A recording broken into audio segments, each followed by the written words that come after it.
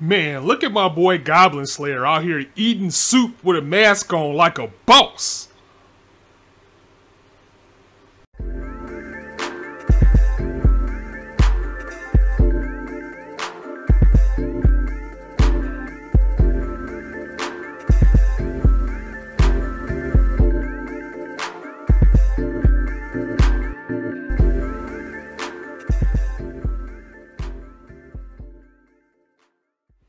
What's up, everyone? It's your boy Scott. Welcome to the Scott Report, and we're here to talk about Goblin Slayer episode 2. So before we dive into that, you guys good? You guys okay?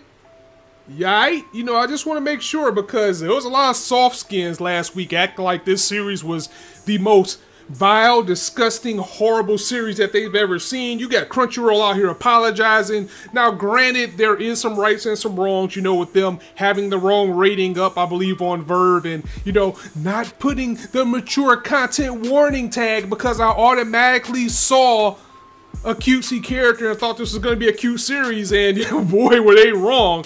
I mean, I can understand where people come from and on that side. The part that gets me is that people automatically calling this series like a knockoff or Berserk because they just don't want to accept another dark fantasy series into their lives. You know, people saying, oh, it was just too edgy, it was just for shock value, and it wasn't, because this is real fantasy. This is real fantasy lore. And I don't know, people just act like this was the worst thing they've seen in their lives. But these are the same people that, you know, watch hentai. These are the same people that have waifu and husbandos and ship them in all types of lewd ways. And I don't know, it's something that just really nagged me about the community because everybody is so soft. Everybody complains about everything. And just like I was saying in last week's episode, you know, people praise Berserk.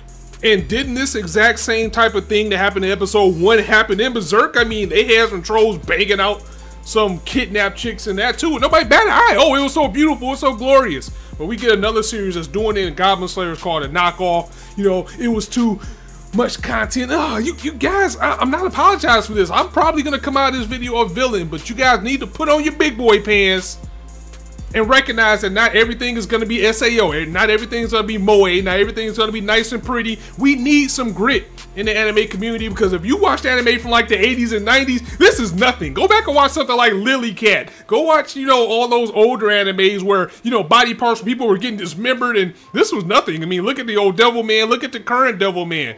And you guys let one scene trigger you. You guys let one scene get you to the point where you're saying, I'm not even gonna watch the series. Oh, you're disgusting, you're vile if you like this series. Relax, relax. I really don't want to go off into this too much. I think the biggest surprise was people out there thinking that goblins were jokes, like, oh, goblins are soft, oh, goblins are harmless, they shouldn't have lost to no goblins. And a lot of people failed to realize that it was the inexperience of that team that went out there. It was the inexperience and the overconfidence, which were two big things that came into play with the goblins, you know, wrecking these group of adventurers. And we're seeing that time and time again. That's something that was actually highlighted in this episode, is that people say, oh, they're just goblins, we can take care of these goblins. And even Goblin Slayer himself said that's what happens. That's how people set themselves up for failure. They maybe chased off one goblin, or they think goblins are weak overall and they think they can take them all until they get into the ones. And these goblins are smart. These goblins learn, they adapt. They become hobgoblins later, bigger goblins that become bodyguards, the one that you let survive.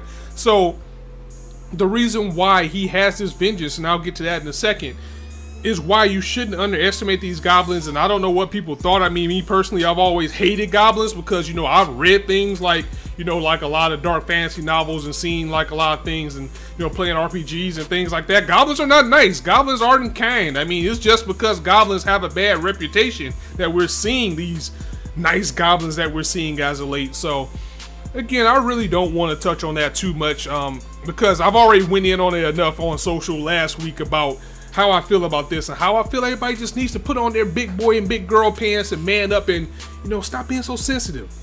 And I don't care if that makes me a villain right now, because it needs to be said, and who better to tell you than your boy? If I can't be honest with you, then who will? But let's get to the episode. So this episode of Goblin Slayer, we got the opening, which I absolutely love. I mean, I don't know if it'll be like one of my best of the year, but it was a really chill and, you know, kind of eerie, unsettling, soft type of opening that fits this series very well. I mean, I liked it, and just like the ending is pretty cool too. I like the opening more than the ending, and we automatically got people saying, "Oh, this is stupid. This is generic. This is stupid." I'm sorry, guys. I'm sorry I'm just going on a rant. It's just like the anime community is really triggering me how they're receiving this series, and I think the backlash because people can't get out of their shell and into their feelings. This series probably isn't going to do as well as it should. I think it's going to be one of those things, maybe like Roka, where deep down it really is a good series, but people are not going to be receptive to it. People are going to hate it, and it might get put to the wayside. Personally, I think episode 2 came out in a much better light, giving us some of the things that people were nagging about and fixing a few of the things that make this more than just a singular series. Oh, he's just going to be going around heartlessly destroying zombies. I'm not zombies, I'm sorry, he's destroying goblins. But there's a reason why he's doing that. And we got to see some things in the opening that I'm very excited about. Like, for example, we will have a full party at some point in this series. And at the end of the episode, we see that we're going to get, of course, elf archer. So that's always cool. But it looks like we're going to get, it looks like an old man. Looks like he's either going to be a fighter too or a monk. We're going to have a mage, of course, or maybe he's a mage. We, of course, had a priestess who we seen in this episode again. And was that a troll shaman that we seen as well? Warcraft people stand up. That was absolutely great to see that. So we're gonna get a full party, and that's something that I'm hoping for the future of Goblin Slayer. Of course, you know, the name and the goal of the series is right there in front of our faces, but I hope they begin to veer off into that a little bit more. As in episode 2 overall, it felt better. It was a lighter tone. If people were worried that episode 1 is what we're going to get the entire time. Now, I'm not to say from what I have seen from the manga, I'm not to say that the bad times are gone. We're going to see some more graphic content again once we start diving into the things with the goblins, but episode 2 showed you that there is another side of this series. It isn't edgy just for the sake of edginess. Episode 1 was actually building what this series is, building the tone, building the world, and in classic episode 2 format, we got some world building in this one, or more like character building as we dive into Goblin Slayer and, you know, his backstory. As if you haven't put it together already, he wants to eradicate zombies 100%. Why do I keep saying zombies? Goblins. Oh my god, it's Halloween. Maybe I keep it's Halloween, I'm thinking Zombie Slayer instead of Goblin Slayer. But Goblin Slayer, he wants to eradicate zombies 100%. Goblins. Jeez, I'm gonna get that right, but anyway, he wants to eradicate goblins 100%, and the reason for that is because they slaughtered his family in the same type of things that goblins are known for. They done to these people as well, and you know, as a kid, he was forced to watch as he was hiding for his life. You know, these goblins came in and ransacked his village. They killed all the men, women, children. You know what they did to the women.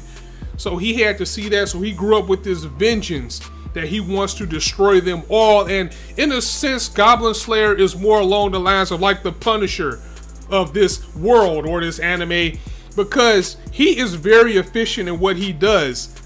Very efficient, to the fact that he has a reputation where he only takes on goblin quests. I mean, of course, he can take out bandits, you know, dragons, zombies, and all of that, and he's a silver adventurer. And the people who are hired, the higher adventurers, are kind of looking in with a little bit of shade. Like, how is he a silver? All he does is kill these weak goblins, and we don't know what he's really capable of. I'm pretty sure if he really put himself to it, he can take out anything that he wanted to, but he's specializing in taking out these goblins because that's what he wants to do. He wants his vengeance. He wants them all dead. He wants them destroyed for what they did to him and his family. He doesn't want that to happen to anybody else again. So we're starting to get the characterization of Goblin Slayer here, showing that he's just trying to avoid the same thing that happened to him, that happened to those adventurers in the first episode, to stop from happening again. You kind of get his gray area about it too, because he looked like those guys are stupid. They should have planned more. They should have had more of a plan before they went in there and tried to take out these goblins. So they got what they got. And this was a very much needed episode, as we saw the tragic backstory of him going to the top of the video where he was sitting. He was actually eating food with the young girl that we met in this episode and her uncle, and he didn't even take the mask off while he was eating some soup. So we're probably not going to see his face in the actual timeline that we're in now. We're probably not going to see that too soon. We did see him when he was a kid, but that was interesting as well to see that it was somebody that actually grew up with him. We have this young girl who's yet to be named and her uncle, and he's paying to stay there with them for the hospitality. And every day he gets up just to make sure they're protected, to make sure they're okay. He's searching around for goblin tracks. You know, he's looking at the fences and making sure they haven't broke in or planning to do everything. When he sees the priestess again, you know, he's giving her, you know, drills like, so what do we do when we get to a cave? Why do we attack at night? And giving her strategies to make her efficient and taking out these goblins as well. And we're getting some build with the character. We got inside of his mind to see why he wants this vengeance to happen. And again, just like Punisher in Marvel Comics, you know, Frank Castle's pretty badass. He probably could use his abilities to take out, well, not abilities, but his skills to take out other foes. You know, like, he's usually centered like Kingpin, but he probably could very well fight somebody else. But no, Goons killed his family, and he wants to clean the streets up of Goons, and we're seeing the same type of thing with Goblin Slayer. And even the shopkeeper, well, not the guild keeper, who are handing out the quest because he always asks only for the Goblin quest. She's looking like, you know, people always go past these quests and don't want to do them, but because you do them exclusively, you're doing a service around here because you're keeping these little vile fuckers out of villages. So that is something you should be proud of. Hold that silver that you have in pride, because you're still doing just as good as everybody else out here, even though you're not fighting dragons. So yeah, episode 2 of Goblin Slayer, if I have to say it, it was a better episode than episode 1. I liked episode 1, but if you're watching this video and you're wondering if you should finish the series or if you should give it another try, I definitely think you could. What I fear is going to happen now is, because we got this build up and everything and we got to know the characters a little bit, now people are probably going to call it generic, because this episode gave us the standard setup that you would have in a fantasy series that I think people were expecting, and now they're going to be like, well, we saw this already before. So I don't know, it's just the state of the anime community that you can't please everybody, and even when you do, it's going to be another wave of people behind there unhappy that people are pleased. So next week, again, we're all going to meet a new character next week. Hopefully we get this girl's name, because I don't remember who it is. I know she's in the opening. She has red hair. She grew up with Goblin Slayer.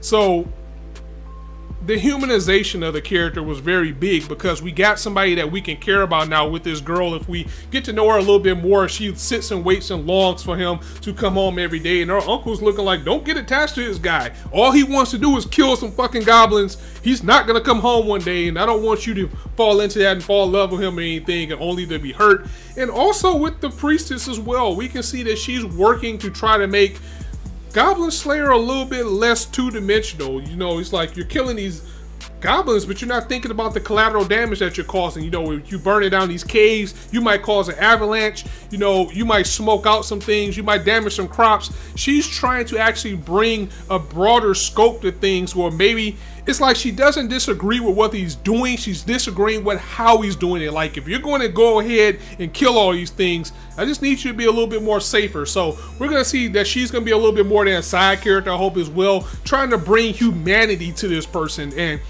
I like his goal. He wants to take out these goblins, but maybe with, you know, all this humanization, you know, with him taking out these threats, with us seeing that it's going to be a bigger party, we might get to take down some dragons or some things later. But I think for a first core, it's taking out some goblins, and maybe it's like a big king goblin or something he has to take out in the end. Maybe that's something we can look forward to. So guys, let me know what you thought of this episode in the comments below. I'm full aware that I'm probably going to be a villain, even though I hope I don't, because of my views on this series and how everybody received it. But hey, it is what it is, and the truth always must be told. So let me know what you thought of this episode. Third episode test coming. I know I'm in for all 12, but did this episode change your mind? Are you going to stick with the series? Are you going to give it another shot? Are you done with it completely without even watching it? Are you going to be swayed by everybody's opinion instead of taking it for yourself and seeing how it is? Definitely let me know in the comments below. If you liked the video, go ahead and drop it a like, and if you want to hear more, go ahead and hit that subscribe button, as there's not a shortage of content for you to indulge on this channel. And as I always say, you guys can be anywhere on YouTube right now, but you chose to listen to me. I really appreciate that, so thanks for stopping by. Be sure to hit that bell so you'll know whenever I go live for a live reaction or drop a review video. It's your boy Scott signing out. See you soon.